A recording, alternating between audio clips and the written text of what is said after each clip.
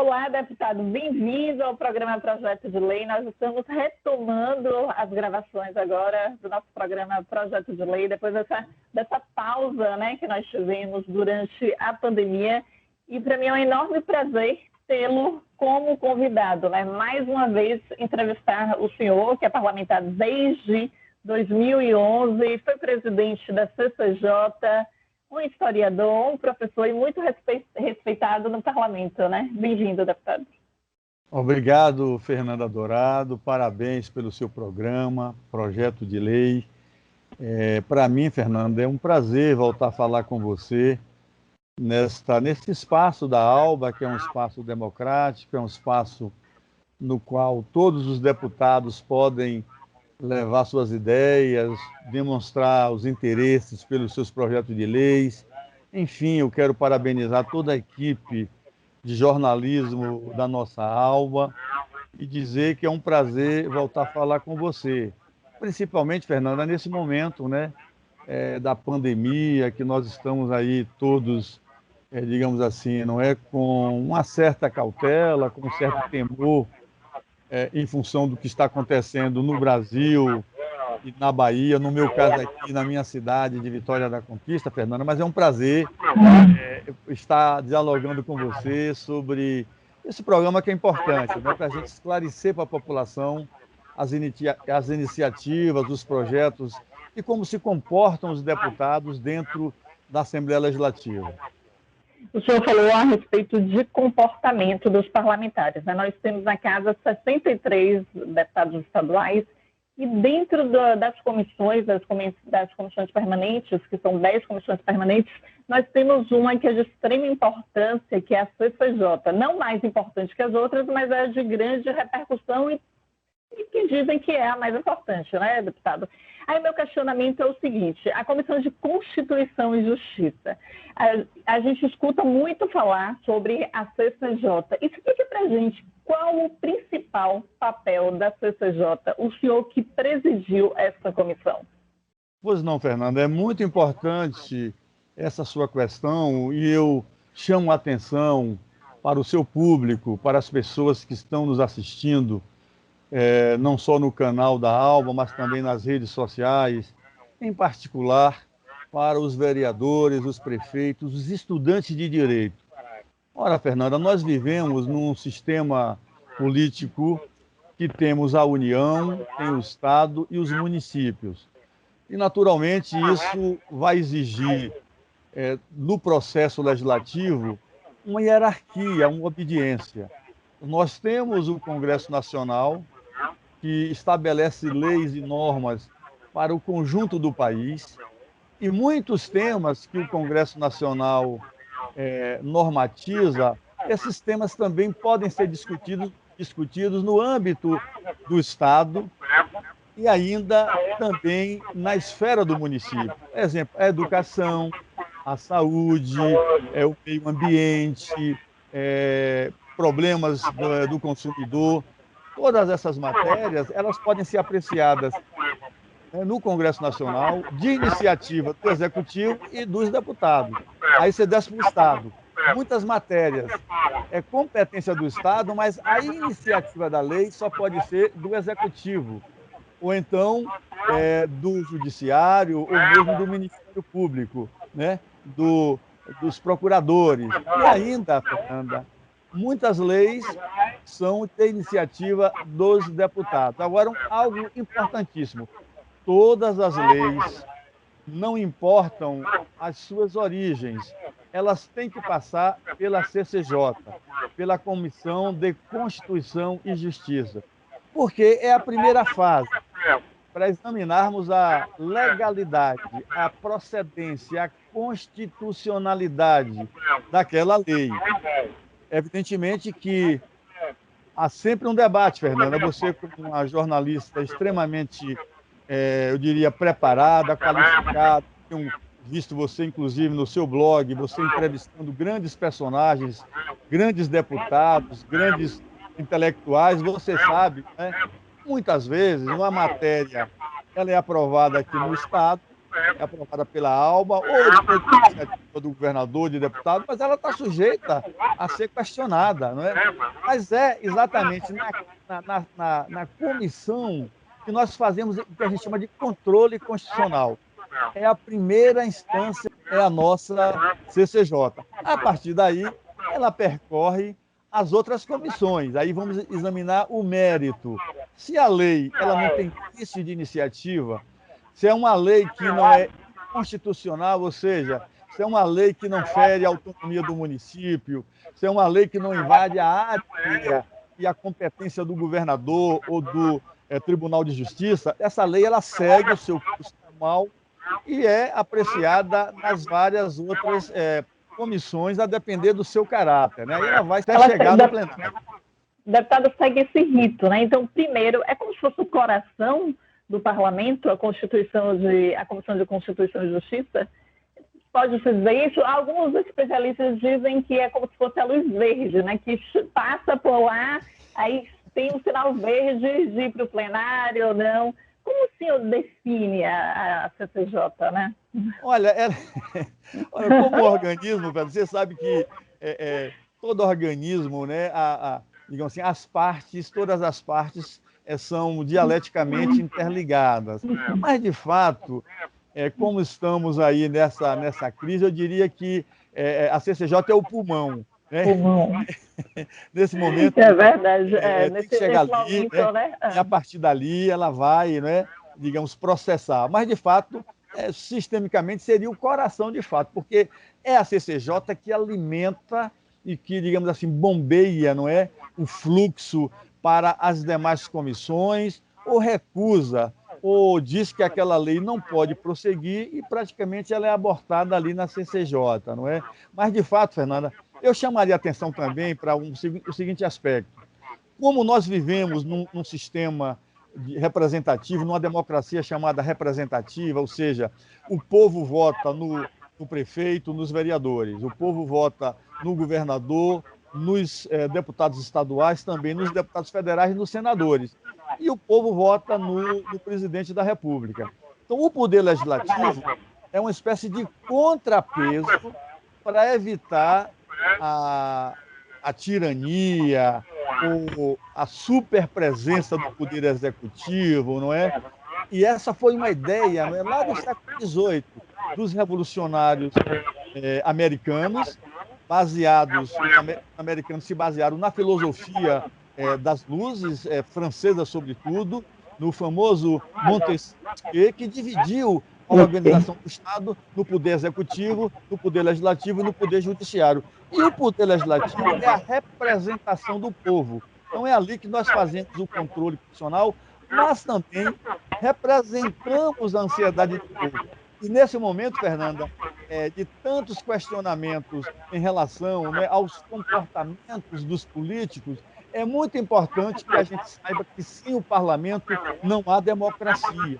Então, a representação, né, os vereadores, os deputados, os parlamentares, em suas diferentes instâncias, em seus diferentes níveis, representam, de fato, eu diria assim, não é?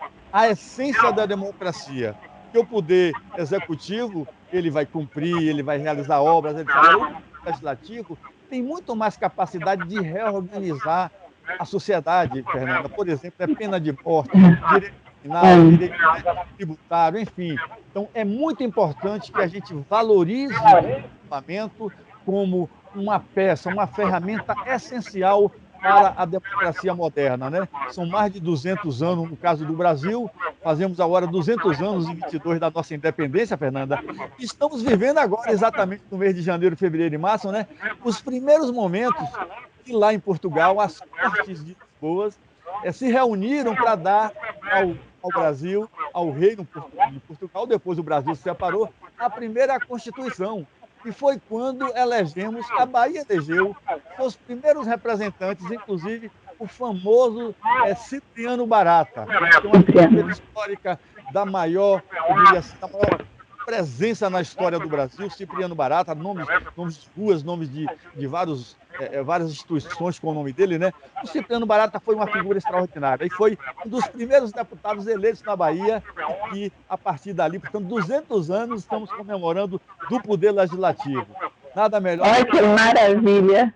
Nada melhor do que nós comemorarmos e debatermos a função dos deputados à luz dessa reflexão histórica. Já que a gente está comemorando, né, os 200 anos do parlamento, e o senhor falou muito aí do executivo, qual a opinião do senhor a respeito dos projetos dos parlamentares? Porque diversos parlamentares dizem que se vota mais projeto do executivo do que do próprio legislativo. O senhor foi presidente da CCJ, então o senhor tem essa noção. Qual a opinião do senhor? O senhor acha que tem mudado isso, deputado? Olha, Fernanda, de fato tem sido uma grande preocupação de todos os líderes partidários, de todos os deputados, para que, no caso da Bahia, a gente aprove mais leis de iniciativas dos deputados. Mas o fato de você discutir todas as leis do Executivo, isso também é importante. Eu acho que o valor do deputado, a presença do deputado, o seu papel não é só ele ter a iniciativa de projetos, mas também recepcionar os projetos do Executivo e do Judiciário e debater e aprofundar. Porque, Fernanda, quando o projeto chega na CCJ, não importa de onde ele venha, se é do Executivo, se é do Judiciário ou se é de um outro colega deputado. Na comissão, nós distribuímos esse projeto, ele vai para a mão de um relator, e esse relator vai olhar com sua assessoria, vai discutir. Esse relator ele pode ouvir pessoas, ele pode fazer audiência pública, ele pode, a depender do caso, né, entrar em contatos com especialistas. Deixa eu te questionar justamente a respeito disso. Porque a gente assiste muito, né, na televisão e tudo, as pessoas que estão nos assistindo aqui, aí dizem, seguir o relator, seguir o voto do relator. Aí as pessoas que são leigas e que não conhecem muito o parlamento ou não conhecem, né, o meio jurídico, ficam sem entender porque geralmente seguem o relator. Explica para a gente qual o papel do relator, quanto tempo o relator pode ficar com cada pauta, se há estimativa, porque a gente viu esses dias, por exemplo, no Supremo Tribunal Federal, pegou o processo, não tinha ideia quando iria devolver. Qual o prazo, deputado? No parlamento, como é isso? Como acontece? Olha, Fernanda, na verdade são prazos diferentes, mas no nosso caso, você tem um regulamento, você tem o regimento interno da ALBA. No regimento está previsto quando um projeto de lei dá entrada, ele tem um prazo para passar nas comissões, no caso na CCJ, digamos 15 dias, 45 dias, a depender do projeto de lei. Se o governador, o executivo pede, por exemplo, né, um regime de urgência, esses prazos diminuem. Então, quando o projeto chega na casa, a primeira coisa, ele tem um prazo para emendas. Então, qualquer deputado pode pegar aquele projeto, se for de um outro colega, se for do governador, se for do judiciário, se for da procuradoria, se for da defensoria pública, pega esse projeto, faz emendas. Emendas para retirar o que está escrito no projeto, ou emendas para adendar, ou ainda emendas para modificar alguns aspectos da redação da lei, não é? O deputado tem que integrar a CCJ ou pode ser para qualquer parlamentar? Qualquer parlamentar pode encaminhar suas emendas. Agora, as emendas são apreciadas pelo relator. Então, é o relator que vai receber todas essas emendas e vai emitir o parecer dele. É como se fosse, viu, Fernando, assim, uma espécie de, usar numa linguagem popular, é como se você estivesse fazendo uma comida, né? Você começa com seu tempero, mas alguém vem de lá e coloca, olha, põe isso aí, põe um azeite de dendê, põe uma pitada de sal. Então, o relator vai dizer, opa, aqui está a receita original, que é a lei, o projeto que ele chegou, e o relator pode acatar, tudo bem, vamos botar mais uma pitada de sal aqui, vamos botar mais um tomatezinho ali, uma cebola. Então, é isso que vai no relatório. O relator apresenta o projeto como ele veio, original, ou com as emendas. E na hora da votação, Fernanda, você tocou numa coisa muito importante: a confiança política que nós devemos ter para com o relator e para com as bancadas partidárias. Porque se o relator ele segue também o desejo, o anseio, a aspiração dos seus colegas, se essas matérias, esses assuntos são discutidos também com a liderança, ou até às vezes matérias do executivo, né? Você discute isso com o próprio executivo, você pode emendar esses projetos e dar a ele, né, uma redação diferenciada. É isso que a gente chama, né? Eu voto com o relator, eu voto modificando, adendando, transformando, mas é muito importante, Fernanda, essa confiança. E relatores que se debruçam realmente, né, estudam a matéria, debatem. Então, é um processo muito rico e um aprendizado, Fernanda. Eu digo a você que nesses anos todos eu tenho já, né, estou indo aí para 12 anos de mandato de deputado e 13 anos vou fazer já agora. Em todos esses anos eu participei da CCJ. É um lugar onde eu aprendo muito, eu estudo, eu gosto, independente de estar presidente ou não, como eu já fui, não é? Eu estou sempre relatando o projeto, eu faço questão de debater e também, evidentemente, apresento as leis minhas, né? Já aprovei algumas leis. Mas é um espaço muito legal, é um aprendizado. Eu diria que todo estudante de direito, se puder, compareçam e vejam aí esses programas de Fernanda Dourado, né? Porque é uma escola, gente, viu? Acessem aí no site da Alba o programa de Fernanda Dourado, porque aí é uma verdadeira escola de legisladores. Obrigada, deputado. Ainda mais com esse professor, né? Que é o senhor. Deputado, agora a gente falando de relatoria. E o prazo, deputado? Tem prazo ou não? Depende, né? Olha, depende. Você pode negociar. Agora, tem prazo regimental. Geralmente ali você tem o quê? Um prazo aí de 2 meses de toda a tramitação do projeto. Ele chega ali na CCJ, depois ele vai para as comissões específicas, não é? Mas, em geral, você pode negociar isso. O que acontece? Quando passa o prazo regimental, aquele projeto ele pode ser votado no plenário. O presidente pode, a qualquer momento, chamar para a pauta, ou, digamos assim, um terço de deputados também pode requerer para que aquele deputado vá para a pauta, e na pauta, aí sim é indicado um relator ad hoc, um relator para aquele momento, o presidente indica o relator, e o relator é obrigado a dar o voto no plenário, né? Muitas vezes... Desculpa. O senhor já foi relator das contas do governo, né? 4 vezes consecutivas, foi isso? Foi relator também das contas do TCM, do TCE. Explica para a gente esse processo, porque eu acompanho o trabalho do parlamento e eu já percebi que o senhor foi até in loco para conhecer como é esse trabalho, deputado, de ir até... É o quê? Um trabalho de pesquisa? Também, Fernanda, veja bem, o fato de ter sido prefeito de Vitória da Conquista, não é? O fato também de ser oriundo da instituição pública, eu já fui dirigente acadêmico, fui diretor de departamento, coordenador de colegiado, eu sempre convivi com esse tema dos órgãos públicos, não é?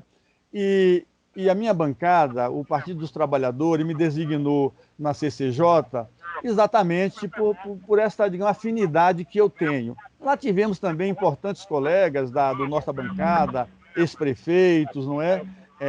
E ali a gente convive muito bem com todos os deputados. Mas o fato de que eu tenha sido indicado 4 vezes como relator das contas do governador foi, de certa maneira, também uma certa confiança da nossa bancada, uma confiança também do presidente, no caso aí já da Comissão do Orçamento e Finanças, que eu sou membro titular também, não é? Eu tenho sido membro dessas 2 comissões ao longo desses 12 anos, né? CCJ e Comissão de Finanças, Orçamento.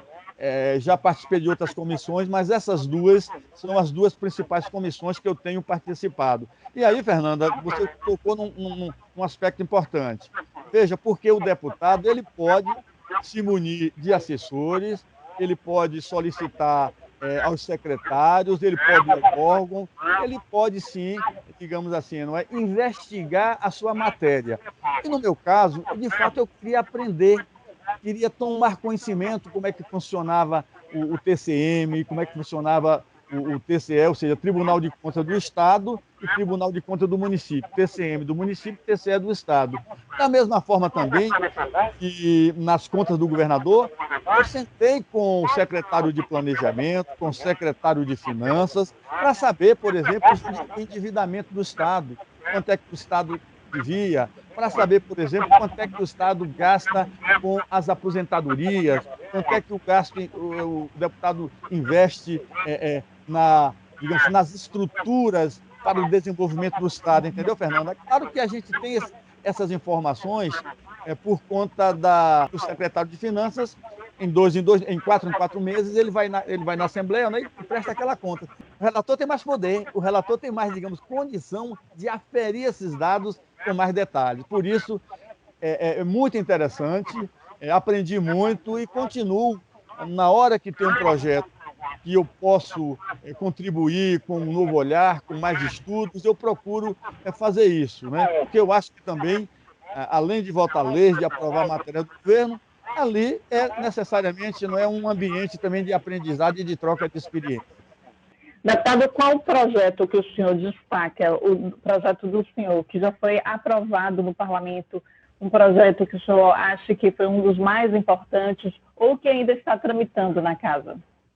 Olha, Fernanda, sem dúvida, o projeto de maior repercussão na sociedade baiana foi o projeto da concessão dos cartórios. A gente chamava, na época, privatização dos cartórios. Mas, a rigor, não é uma privatização, é uma concessão para que os cartórios de notas, os cartórios públicos, né, os cartórios, o notariado, ou seja, né, onde você vai fazer a sua escritura de sua casa, onde você vai fazer...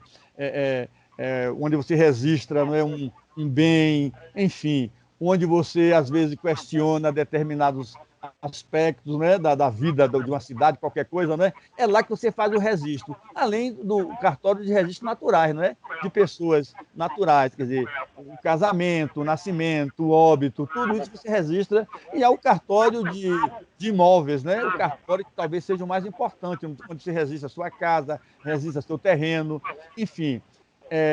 No caso da Bahia, desde 88, os cartórios havia um dispositivo legal que os cartórios deveriam ser uma concessão pública, mas na Bahia continuou estatal, continuou sendo os cartórios feitos, digamos assim, controlados pelos funcionários do Tribunal de Contas. E por isso criou um problema seríssimo legal e o Conselho Nacional de Justiça exigiu que a Bahia tivesse a sua concessão realizada.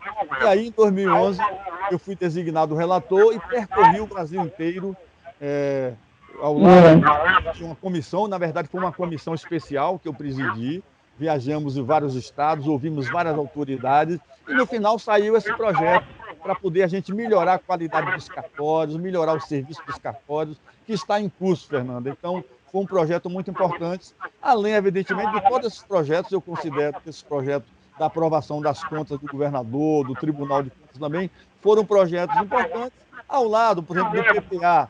Teve um ano que eu fui o relator do plano de aplicação plurianual, né? Às vezes também da LDO, que é a Lei de Diretrizes Orçamentárias, né? São leis importantes que ajudam naturalmente, não é, você a organizar e a debater, a esclarecer aos seus pares toda essa estrutura financeira, de investimento, de custos do nosso governador. O senhor falou aí de organização. Qual a opinião do senhor após a privatização dos cartórios? O que mudou? Olha, sem dúvida alguma, Fernanda, melhorou muito. Em primeiro lugar, era uma caixa preta, você não sabia o que havia ali. Aparentemente, né, aumentou o valor das custas processuais, dos atos administrativos, dos atos, não é, que você tem de registro, não é? Aumentou de fato, mas a Bahia estava muito defasada. os cartórios sem funcionários, os cartórios sem infraestrutura, os cartórios que funcionavam muito mal. Segundo o comentário também, havia tráfico de influência nesses cartórios, não é? Coisas muito, digamos assim, ilegais, na verdade, que ocorriam nesses cartórios. E a partir dessa delegação, né, dessa concessão, a responsabilidade passou a ser do titular, da pessoa, né, que assume esses cartórios, e aí todo o custo é mantido por essas pessoas e, evidentemente, uma parte do que é pago ali vem para o Tribunal de Contas, ou melhor, o Tribunal de Justiça do Estado. É claro, Fernanda, que no caso da Bahia, houve uma questão muito delicada, que foi, já havia, digamos assim, titulares, oficiais de cartórios, titulares. E aí a gente não pôde fazer a concessão de todos os cartórios. E mais ou menos 140 cartórios, principalmente aqueles mais rentáveis, ficaram com esses servidores que saíram do Tribunal de Contas, do Tribunal da Justiça, deixaram de ser servidores do Tribunal de Justiça e passaram a ser donos de cartórios, mas sujeitos à fiscalização do Tribunal de Justiça. Todas as custas cartoriais são feitas pelo Tribunal de Justiça da Bahia. Deputado, a gente está em um período que é muito duro, né, para todo o Brasil, também toda a Bahia, em relação à pandemia. Eu acho que, por mais que a gente esteja aqui no programa que é projeto de lei, a gente não pode deixar de falar da situação atual do Brasil. Qual a opinião do senhor a respeito de como o presidente da República está atuando em relação à pandemia, deputado? Olha, veja, Fernanda, nesse caso aí eu vou focar, inclusive, na questão do papel digamos assim, da Assembleia Legislativa. Eu, por exemplo, né, aprovei outros projetos. Eu falei, fui relator, tem um projeto meu que obriga, né, as seguradoras a garantir às pessoas que queiram, né, liberdade para escolher a sua oficina.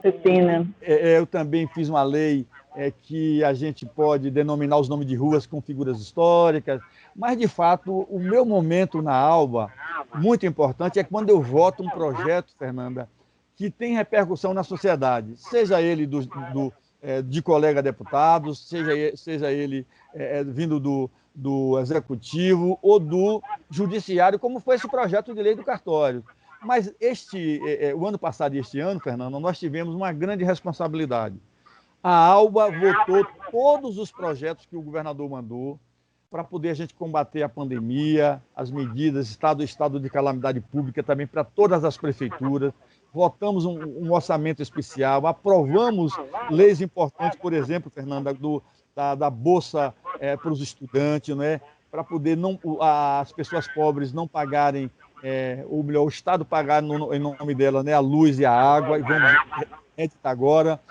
E conversamos com o governador. Quando você vai para Brasília, respondendo mais diretamente a sua pergunta, se não fosse o Congresso Nacional, Fernanda, realmente a coisa estava muito mais complicada. Veja que o Executivo Federal mandou para o Congresso Nacional, inicialmente, R$200 daquele auxílio emergencial.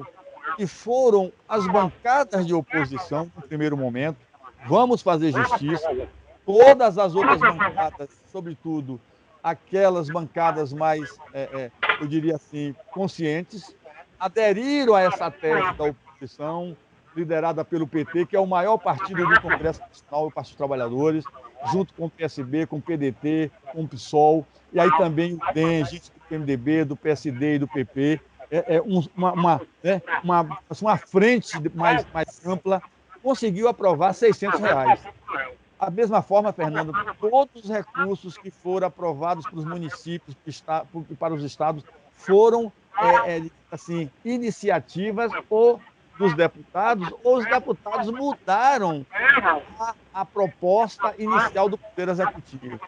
Então, você pode dizer tranquilamente, de boca cheia, enquanto deputado, eu posso dizer que o parlamento tem ajudado muito. Eu tenho muitos amigos lá, o Aldinor Pereira, que lutou muito pelo FUVEB, ele que era coordenador do núcleo, né, do núcleo de educação. Agora ele assumiu, inclusive, tão importante, ele é presidente da Comissão de Participação Popular, da Comissão de Legislação de Participação Popular, ou seja, isso que nós estamos discutindo aqui de como a gente debater as leis ouvindo a população, o companheiro Valdenor vai fazer isso lá em Brasília. Os companheiros na área da saúde, os deputados fizeram um papel, Fernanda, espetacular, debatendo todos os ex-secretários estaduais de saúde de vários partidos, nossos ex-ministros, Padilha, que está lá. Então, o parlamento está muito rico, está muito responsável. O parlamento tem muita responsabilidade. E como você falou, nesse momento de pandemia, né, nós temos que ter ainda mais essa paciência, essa tranquilidade de vermos como é que as leis e as normas podem ajudar a vida das pessoas. Deputado, eu quero agradecer a presença do senhor. Infelizmente, o nosso tempo acabou e quero falar que foi um enorme prazer revê-lo depois de tanto tempo, né? A gente que sempre está próximo ali, né? Jornalista, do parlamentar, conversando no cafezinho, nas comissões, entrevistando no estúdio, mas agora retomando de forma diferente, né, deputado? Para mim foi um enorme prazer entrevistá-lo, mesmo assim de videoconferência, né? Olha, então você confirma aquele adágio popular, diz que o que é bom dura pouco, né? E o que é bom aqui não é necessariamente a presença do deputado, o que é boa na minha presença, né? Mas o seu programa, Fernanda, que realmente é uma ferramenta educativa e uma ferramenta de divulgação das nossas práticas parlamentares, né? Eu que agradeço e desejo a todos que os que puderem se cuidem. Aqui em Conquista, infelizmente, tivemos aqui uma coisa gravíssima que foi o prefeito eleito foi a óbito, não é?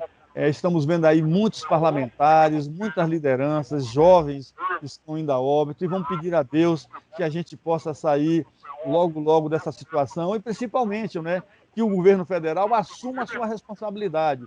Nesse particular, o governador Rui Costa vem cumprindo um papel extraordinário junto com os governadores do Nordeste, né, procurando, em parceria com os prefeitos, né, criar um clima e um ambiente favorável ao combate à pandemia. Muito obrigado, Fernanda Dourado, por essa oportunidade e desejo que esse programa continue sendo esse espaço democrático, aberto a todos os deputados e que cada um possa, ao seu modo, prestar contas do seu mandato e do seu papel na ALBA. Um grande abraço, até outra oportunidade. Muito obrigada, deputado. Tchau, tchau. Fique com Deus, viu? Obrigado. Tchau, tchau.